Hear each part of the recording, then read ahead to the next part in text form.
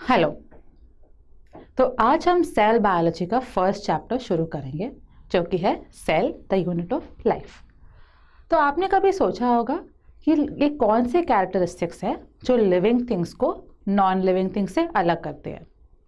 अभी आप 2 मिनट लीजिए और अपने दोस्तों के साथ इन कैरेक्टरिस्टिक्स का एक लिस्ट बनाइए। तो अभी आपके डिस्कशंस के बाद आपने एक लिस्ट बनाया होगा उन कैरेक्टरिस्टिक्स का जो लिविंग थिंग्स को नॉन लिविंग थिंग्स से अलग करती है, जैसे कि eating, digestion, movement and respiration. लेकिन अगर हम एक एग्जाम्पल लेंगे जैसे कि क्लॉक का, अब क्लॉक के हाथ जो है वो मूव कर रही है, मतलब वो मूवमेंट दिखा रही है, तो क्या इसका ये मतलब हुआ कि क्लॉक एक लिविंग थिंग है? नहीं। और अगर हम एक जूसर का एग्जाम्पल लेंगे, आप देख सकते हैं कि हम ऑरेंज डालेंगे जूसर के अंदर और हमें जूस मिलता है, तो ऐसे लग रहा है कि जूसर ऑरेंज को डाइजेस्ट कर रही है, मतलब वो डाइजेशन दिखा रही है। तो क्या मतलब, तो इसका ये मतलब हुआ कि जूसर भी एक लिविंग थिंग है? नहीं। तो अभी आप देख सकते हैं कि लिविंग थिंग्स को नॉन लिविंग थिंग से अलग करने के लिए ये कैरेक्टरिस्टिक्स काफ़ी नहीं है। तो साइंटिस्ट ने भी बहुत रिसर्च किया और उन्होंने ये देखा कि only living things are made up of cells and non living things are not made up of cells. मतलब सेल जो है वो ही एक चीज़ है तो लिविंग थिंग्स को नॉन लिविंग थिंग्स से अलग करती है। अभी हम देखेंगे कि साइंटिस्ट को ये डेफिनेशन कहाँ से आया।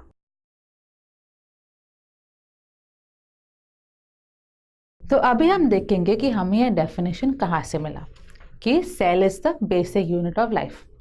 ये पता करने के लिए हमें वो सारे साइंटिस्ट से मिलने होंगे जिन्होंने सेल बायोलॉजी में काम किया। तो फर्स्ट साइंटिस्ट का नाम था रॉबर्ट हुक। रॉबर्ट हुक ने अपना खुद का एक माइक्रोस्कोप बनाया और उसके अंदर उन्होंने काफ़ी ऑब्जर्वेशंस किए। उनका सबसे इम्पोर्टेंट ऑब्जर्वेशंस कॉर्क सेल्स का था।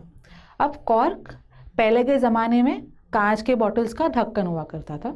उन्होंने ये कॉर्क लिया, इसका एक सेक्शन लिया और उसको एक माइक्रोस्कोप के अंदर ऑब्जर्व किया।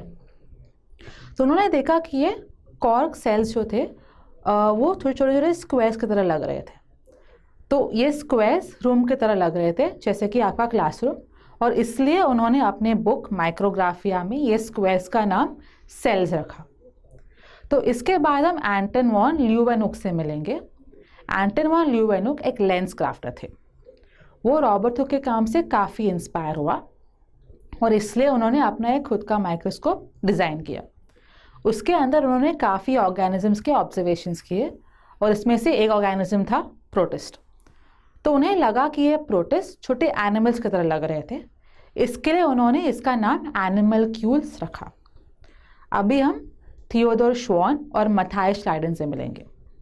थियोडोर श्वान एक जूलॉजिस्ट थे जो कि एनिमल्स पे काम करते हैं, और मथायस श्लाइडन बॉटनिस्ट थे जो कि प्लांट्स पे काम करते हैं। तो उनके रिसर्च में उन्होंने पता किया कि दोनों एनिमल्स और प्लांट्स सेल से बने हैं। तो इनके रिसर्च से हमें सेल थ्योरी के फर्स्ट 2 स्टेटमेंट्स मिले। अब सेल थ्योरी वो है जो सारा सेल बायोलॉजी उस पर बेस्ड है। तो फर्स्ट स्टेटमेंट क्या था सेल थ्योरी का? वो है all living things are made up of cells. इसका मतलब ये है कि सारे लिविंग थिंग्स जो है वो सेल से बने हैं। सेकेंड डेफिनेशन जो था वो है a cell is the basic structural and functional unit of life. मतलब जो लिविंग थिंग्स है उसका बेसिक स्ट्रक्चरल और फंक्शनल यूनिट सेल्स है। अभी सेल थ्योरी का एक और डेफिनेशन बचा है, ये हमें रॉबर्ट वर्चाव ने दिया। रॉबर्ट वर्चाव ने अपने खुद के रिसर्च से ये पता किया कि all cells are made up of pre existing cells. इसका मतलब ये है कि एक सेल बनने के लिए एक पेरेंट सेल की ज़रूरत है। तो अभी हमें ये साइंटिस्ट के काम से सेल थ्योरी के 3 स्टेटमेंट्स मिले।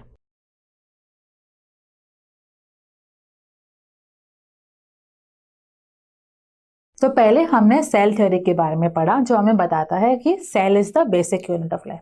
अभी हम डिफरेंट टाइप्स ऑफ सेल्स के बारे में पढ़ेंगे। अब सेल को क्लासिफाई करने के लिए बहुत तरीके हैं। एक है अगर सेल यूनिसेलुलर है, मतलब एक सेल से बना है, या मल्टी सेलुलर है या बहुत सेल से बना है। दूसरा तरीका ये है कि अगर सेल प्रोकैरियोटिक है या यूकैरियोटिक है। अब प्रोकैरियोटिक सेल्स बहुत बेसिक टाइप ऑफ सेल्स होते हैं और यूकैरियोटिक सेल्स एकदम एडवांस सेल्स होते हैं। अब हम दोनों को कंपेयर करेंगे। दोनों प्रोकैरियोट्स और यूकैरियोट्स में हम साइटोप्लाज्म देखते हैं। प्रोकैरियोट्स में हम न्यूक्लियोइड देखते हैं जो सेल का ब्रेन है, और यूकैरियोट्स में ये सेम फंक्शन न्यूक्लियस करती है। दोनों में हम राइबोसोम्स देखते हैं। राइबोसोम्स जो है वो सेल के प्रोटीन फैक्ट्रीज है। अब प्रोकैरियोटिक सेल्स में हम मेम्ब्रेन बाउंड ऑर्गेनेल्स नहीं देखते और यूकैरियोटिक सेल्स में हम मेम्ब्रेन बाउंड ऑर्गेनेल्स देखते हैं। अब क्या मतलब है मेम्ब्रेन बाउंड ऑर्गेनेल्स का? सेल में कुछ एक्टिविटीज और फंक्शंस कैरी आउट होते हैं। प्रोकैरियोट्स में ये एक्टिविटीज साइटोप्लाज्म में फ्रीली होता है, लेकिन यूकैरियोट्स में ये एक्टिविटीज अलग अलग कंपार्टमेंट्स में होते हैं और ये कंपार्टमेंट्स मेम्ब्रेन से बाउंड है, तो वो कंपार्टमेंट्स को मेम्ब्रेन बाउंड ऑर्गेनेल्स कहते हैं। अब कुछ एग्जाम्पल्स क्या है इसके? गोल्जी बॉडी, माइटोकॉन्ड्रिया और एंडोप्लाज्मिक रेटिकुलम।